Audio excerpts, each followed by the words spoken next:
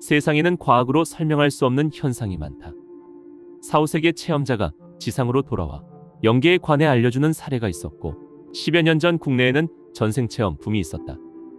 성인들의 가르침은 인간이 육체적 성향에 매여 살지 말고 영계의 원리를 따르게 하여 더 나은 성취를 얻게 한다.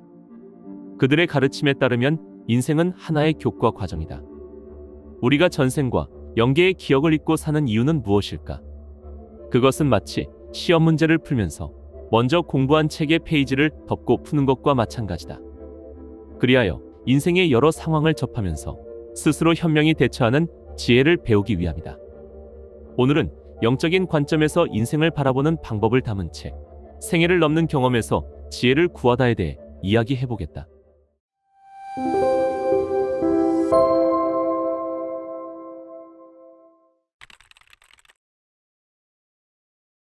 저자는 서울대 자연대학을 졸업하고 과학이야말로 세상의 진리를 깨치는 방법이라 믿었다. 그러나 세상사는 무작위한 현상의 뒤섞임이 아니고 계획에 따라 이루어진다는 것을 깨닫기 시작했다. 세상을 움직이는 것은 무작위의 물리적 현상이 아니다. 물리적 현상은 사건을 물질계에 나타내기 위해 거쳐야 할 과정이지만 그것은 그보다 상위의 영향력에 의해 조종받는다. 번개불이 신의 분노라고만 믿었으나 지금은 하늘과 땅의 전기 스파크로 밝혀졌다. 그렇다고 번개가 신의 분노가 아니라는 증거는 없다. 전기적 현상은 영적인 작용으로 비롯되는 사건을 물질계에서 나타내는 수단일 뿐이다.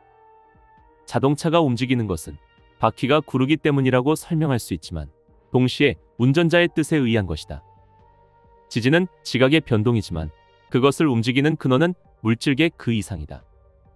물질은 영적 원리의 지배를 받으며 세상의 일은 영적 기획에 의해 작성된다. 인간보다 상위의 영은 인간의 생을 기획하고 지도하여 인간 각자의 세상에서 운명을 설계한다. 우리 인간도 영이다. 그러므로 비록 계통상의 하위에 있지만 세상의 일과 인생의 운명에 일정한 역할을 한다. 인간 각자는 주어진 운명의 틀 안에서 자유의지로 세부적 활동을 실행하고 때로는 예정된 운명 중에 선택하기도 한다. 원인이 없는 결과는 있을 수 없다. 허구에 불과한 것처럼 간주되는 소설은 비록 현실은 안 되었지만 영혼계에서부터 기획되었던 인생의 프로그램이라고 볼 수 있다. 설사 판타지라도 그것은 다른 행성에서 있었거나 프로그램되었던 이야기이다. 주자학에 의하면 우주에는 이와 기가 있다. 이는 세상의 움직임을 관장하는 법칙이다. 이에 따라 생물의 본이 존재하는데 본은 이의 일부분이다. 영혼은 우주의 본질인 절대자가 관장하는 질서 속에 부분으로서 존재한다. 기는 물질세계의 근간이며 본질이다. 육체는 기의 집합체로서 본을 담는 그릇이며 영혼을 담아 인간을 비롯한 생물을 구체화한다.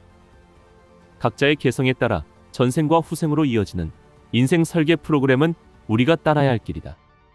이를 순리적으로 따르면 영혼의 성장에 이르는 길이 순조롭지만 만약 이를 벗어나면 다시 본궤도로 올려놓기 위해 더 많은 과정을 다시 거쳐야 한다.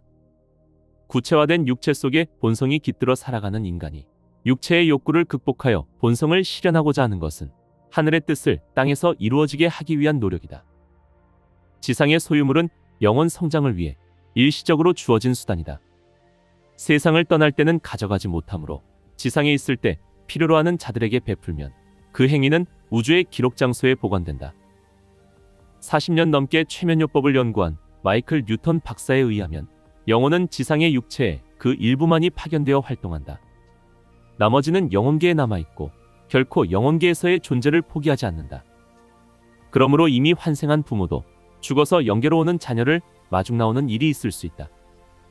영혼은 현실에서의 표면의식보다 훨씬 깊고 복합적인 능력을 갖췄다. 흔히 뇌의 잠재력이라는 것도 결국은 영혼의 잠재력 활용이다. 영혼이 지상에 비중을 많이 두어 탄생한 사람은 현실적이며 지상의 생활의 의지력이 강하다.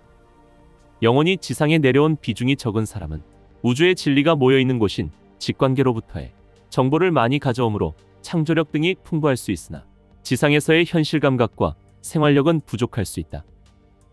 40년 넘게 전생퇴행을 연구한 설기문 박사에 의하면 전생의 남자로 살면서 힘과 지위를 사용해 여자를 괴롭혔다면 이생에서는 여자로 태어나 성차별이 심한 상황에 처해져 고통스러운 삶을 살 수 있다고 했다. 그런데 전생의 남자들에게 괴롭힘을 당했던 여자는 이 생에 어떤 모습으로 태어날까? 권력 있는 남자로 태어나 마음껏 여성들을 다루는 특권을 보상으로 받을까? 윤회의 주목적은 영혼의 진화이고 지금까지 쌓아온 영혼의 개성에 의해 인생이 운영된다. 인생은 단순히 운명을 따르는 것이 아니라 자유의지에 의해서 진행된다. 피해자인 여성으로서의 인생을 겪은 영혼이 곧바로 권력을 잡고 여성을 다스리는 남자다운 성격을 가지기는 어렵다. 전신마비 등을 앓으며 가족들에게 수년간 부담을 주며 살아가는 사람들은 어째서 그런 삶을 살게 되었을까?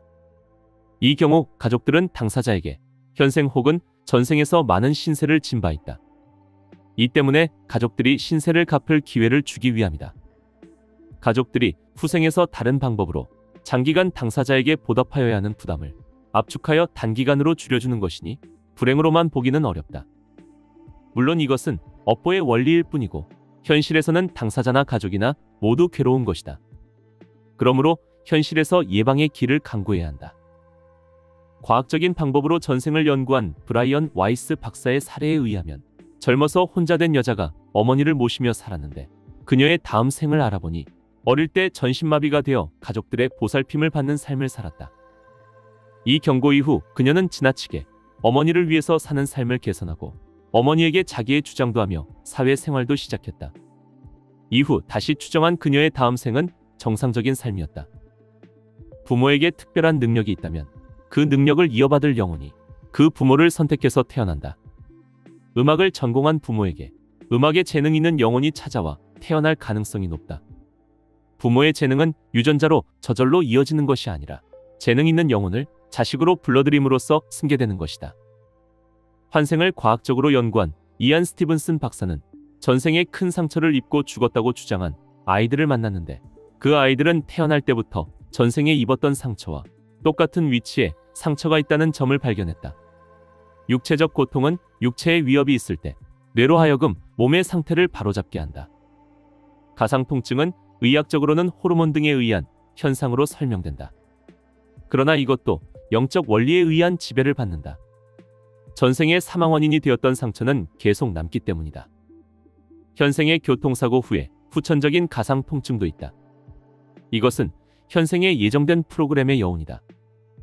교통사고로 사망하거나 전신마비가 되지 않고 생존하였을 때 생존의 대가로 주어지는 것이다. 하지만 영적 원리가 상위에 있다고 해서 하위의 물리적 해결을 등한시하는 것은 옳지 않다. 일단 물리적인 방법으로의 치료가 유용한 경우도 많다. 신체에 문제가 발생했을 때 이것을 무조건 영적인 방법으로 해결하려고 하면 안 된다. 인간이 선하냐 악하냐를 이분법적으로 나누는 것은 불필요하다. 선과 악은 상반된 개념이 아니고 상대적이다. 관건은 인간의 삶이 어느 정도만큼 동물적 생존 본능을 따르느냐 혹은 영혼의 목표에 충실하냐 하는 것이다. 선의 베풀음은 자연스러움과 진정성이 그 핵심이다. 기업 경영은 많은 사람에게 베푸는 대표적인 선행이다. 사람들을 고용함으로써 여러 사람들에게 생업을 인도하는 행위이기 때문이다. 가족관계는 업을 풀 좋은 기회로 활용되어야 한다. 가족 중에 관계가 불편한 사람이 있다면 그것은 이번 생의 업을 풀어야 하기에 쉽사리 끊을 수 없는 관계인 가족으로 태어난 것이다. 현생에 받은 사주와 운세는 선택된 학습 과정이다. 자신의 일이 잘 풀리지 않는 것을 죄의 업보로 간주하려고도 하지만 신 앞의 인간은 재판관 앞의 피고인이 아니라 교사 앞의 학생이다. 운이 잘 풀리고 안 풀리고는 인생을 인도하는 수단일 뿐이지 선악의 업보는 아니다. 인간이 겪게 되는 시련은 전생의 죄에 대한 처벌 때문이 아니라 자기가 이전에 소홀히 하였거나 부족했던 과목을 보충하는 학습 과정이다. 전생의 권력을 이용해 힘없는 자들을 괴롭혔다면 약한 자로 태어나 괴롭힘을 당할 수는 있다. 그러나 그것은 약한 자의 입장을 두루 겪어보아 영적 성장을 하려는 것이지 처벌의 목적이 아니다. 인생을 다른 사람들이 선호하는 길로 가지 않고 자신에게 주어진 길로 가도록 인도하고자 불운이 계속될 수도 있다. 이는 영혼의 숙제가 많다는 것이지 죄의 탓은 아니다. 주역에서는 세상을 이루는 모든 구성 요소를 음양으로 나누어 설명한다. 이것은 시간의 흐름에 따라 일어나는 세상 사건을 원인별로 분류한 것이다. 현대사의 대통령 모두가 인정할 만한 인물이라고는 할 수 없지만 가장 명예로운 일생을 보내게 된 것은 운의 고조에 기인한다. 인간 세상의 지도자는 충분한 전생 경험으로 국민 각자의 입장을 자기 일처럼 느낄 수 있는 영혼이 맡아야 한다. 그래야 지상이 하늘을 닮아가며 하늘의 뜻이 땅에서 이루어지는 지상천국을 향해 나아갈 수 있다. 자기 자신은 인생이란 연극의 주연이라는 말이 있듯이 세상 모든 일은 자신에 따라 설계된 운세에 의해 실행된다. 남에게 피해를 받았을 때 그것이 자기 잘못이라는 것은 아니다. 그런 자를 만난 운명을 돌아보고 극복하도록 해야 한다. 형제가 같은 유전자에서 비롯되었다고 해도 영혼까지 동류의 인격체들은 아니다. 그러므로 서로 비슷한 성취를 해야 한다는 강박관념하에 형제끼리 서로 비교하는 것은 옳지 않다. 부모의 죄로 자식이 고통을 겪는다는 말은 부모의 죄에 그런 인연이 얽히기 때문에 그에 맞는 운명을 탄 자손이 선택하여 태어나는 것이지 부모의 죄를 이유 없이 자식이 받는다는 것은 있을 수 없다.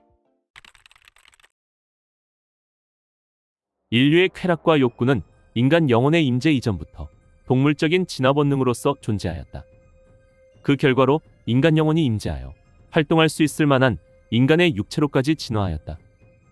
윤회를 믿는 사람은 자기의 전생이 꼭 조상이 되어야 하는 것은 아니고 다른 민족일 수도 있음을 인정한다. 마찬가지로 인류의 혈연 조상이 비록 유인원과 같은 동물이었다 할지라도 동물 단계에 머무르던 인류 조상은 현생 인류의 전생이 아니다. 현생 인류의 영적 본향은 지구가 아니다. 전생 최면요법을 연구한 마이클 뉴턴 박사에 의하면 인간의 영혼은 현생 인류로의 육체적 진화 이전부터 있었다. 지구에 아직 인간의 영혼이 들어올 만한 생물이 존재하지 않았을 때 타 행성에서 외계 인류 등으로 살다가 지구에 좋은 환경이 조성되자 지구에 태어난 것이다. 지구의 인류가 인간 영혼이 깃들 만큼 진화하기 이전까지의 모든 진화 과정이 바로 창조의 과정이었으며 인간 영혼이 깃든 이후부터 피조물로서의 인간이 지구상에 살기 시작했다. 모든 전생 퇴행의 사례에서 인간이 동물로 환생한 사례는 없었다. 마이클 뉴턴 박사의 연구에서는 모든 살아있는 것에는 혼이 있다고 했다. 다만 동물의 것은 파편적인 것이라고 했다. 인간의 영혼과 동물의 혼은 본래부터 다른 것이며 인간이 동물로 윤회한다는 것은 사람들에게 경각심을 주려는 방법이자 그 동물의 성향이 있는 인간으로 태어난다는 상징적인 비유라고 했다. 물질적 관점으로 보면 인간과 동물이 유전자의 공통점이 많아서 정서적으로도 유사한 것으로 여기기 쉽다. 그러나 인간의 영혼은 지구의 생물이 인간의 영혼이 들어오기 적합할 만큼 진화된 후에 깃든 것이다. 인간의 영혼은 지구상 동물의 혼들과 본래부터 함께한 사이가 아니다. 동물의 혼은 생물학적인 유사성과는 별도의 차원에서 작용하고 있다. 인간은 끊임없이 변화해가며 향상을 추구해야만 한다. 그 향상을 위해 가장 올바른 방법은 스스로 도를 구하는 것이다. 그러나 인간 사회 전반에 그러한 노력이 부족하여 인간의 절대적 성장이 벽에 부딪히게 되면 신은 전쟁이라는 상대적 성장의 방법을 택하여 새로이 나아갈 방법을 인도한다. 전쟁을 막는 최선의 방법은 우리와 이웃이 함께 참다운 도를 구하는 것이다. 마이클 뉴턴 박사의 연구 사례에는 기원전 2000년 시대에 홍해 지방의 족장으로서 살았던 남자가 있었다. 그런데 흉년이 들어 백성들이 굶주렸다. 이때 그의 어머니가 곡식 창고를 개방하여 굶주린 자들에게 나눠주었다. 족장인 그는 권위를 지킨다는 명분으로 어머니를 법률에 따라 사형에 처한다. 이 남자는 현대에 그 어머니와 모자 관계로 다시 태어났다. 그런데 어머니는 그를 낳자마자 양육을 포기하고 입양 보낸다. 마치 전생의 기억이 정신적 질환을 유도하듯이 어머니는 아들에 대한 피해망상이 있었다. 아들은 생모와 함께 살지 못하는 업보를 받은 것이다. 환생 연구가 프란시스 스토리 박사는 만약 인조인간이 있다면 영혼은 인조인간에도 깃들 것이라고 했다. 영혼이 사용할 만한 생물체라는 것은 영혼으로부터의 명령을 물리적으로 증폭할 수 있는 물체이다.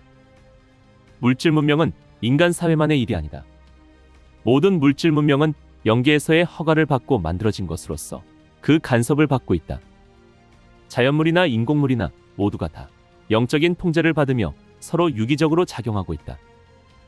전생 최면 치료의 선구자 김영욱 박사의 피술자는 미래 인구가 10분의 1 이하로 줄어들게 된다고 예언했다.